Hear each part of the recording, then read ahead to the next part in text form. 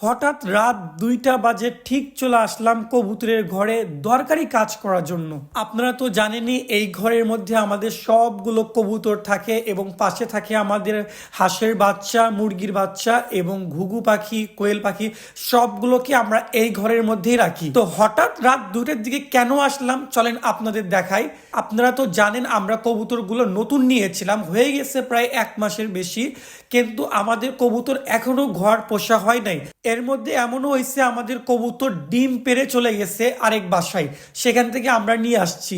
তো তাই আমরা কি করতেছি, আমাদের কবুতরের যে ডানাগুলো এগুলোতে রং দিয়ে দিচ্ছি, যেন এটা আশেপাশে কোথাও চলে গেলে আমরা এদেরকে খুব সহজেই চিনতে পারি এবং নিয়ে আসতে পারি।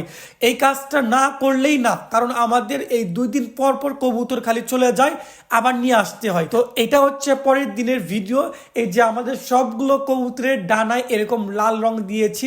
আপনারা অবশ্যই কমেন্ট বক্সে বলেন কেমন হয়েছে। আর এই যে কবুতর বারবার উড়ে চলে যায়, এটার কি পদক্ষেপ নেওয়া যায় অবশ্যই কমেন্ট বক্সে জানাবেন। দেখা হচ্ছে পরবর্তী ভিডিওতে। আসসালামু আলাইকুম।